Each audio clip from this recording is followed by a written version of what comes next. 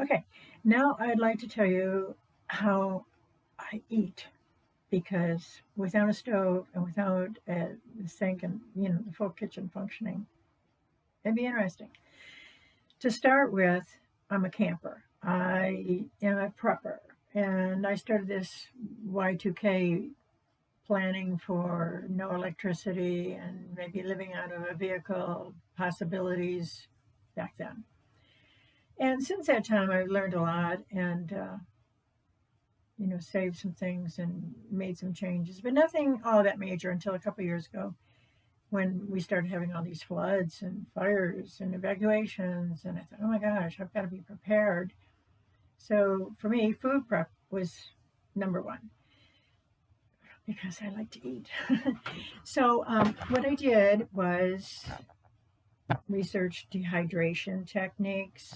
I was already eating a lot of vegetables.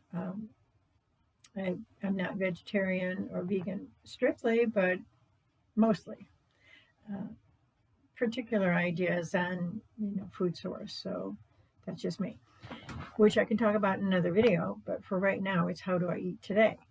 So I ended up over these past few years, I've stocked up on things like I bought a 50-pound bag of 5-grain from the Seventh Adventist food pantry, not food pantry, health food store. And I think it was about $25 or $20. It was really inexpensive. So I packaged that up in individual foil packs. For the packs could be the air sucked out of them and sealed, heat sealed,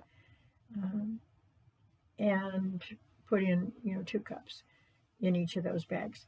So that's been a great thing to have in the house because I use the Instant Pot, and I can take that whole grain, which has oats and barley and a few other things, which I can look up for you, or just put in the questions if you really want to know what's the grains in this 5-grain.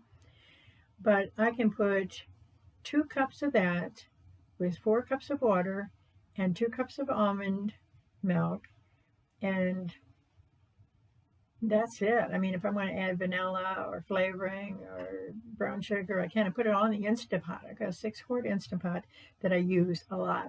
And actually, I can plug that in the bathroom. I know it's like a Seinfeld episode with Kramer doing his food prep in the shower. Not that bad. But I can set the Instant Pot on the sink in the bathroom and plug it in. And in 10 minutes, I've got, a large bowl that I can put in the refrigerator of hot cereal I can eat every day. So that takes care of one thing. The Instant Pot really has been a good friend to me. I've got several books of vegan recipes with using the Instant Pot. And what I've done is I have made up many recipes from the books and 6 quarts. I bought these individual glass containers from Amazon. Sorry for whatever that reaction might have incurred in you. But and then I put 2 ladles in each serving bowl, seal it with its plastic lid, and put it in the freezer. And I do have a full-size freezer as well as the freezer that's in the bottom of my refrigerator. But I can take one of those out and that's my dinner, or take one out and that's my lunch.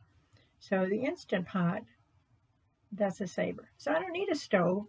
I can saute onions, garlic, carrots, celery, all the beginnings of most meals in the Instant Pot, and then add vegetables or pastas or beans or rice or whatever the recipe calls for, seal it up, and probably 10-20 minutes it's done, and I dish up my individual servings and put them in the freezer, and I've got a microwave.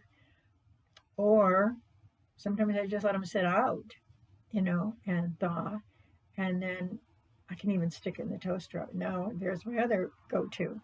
Well, 2, I guess, including the microwave. I've got a pretty large toaster oven, which will hold its shape so that it will hold a full-size pizza, or at least full size for me.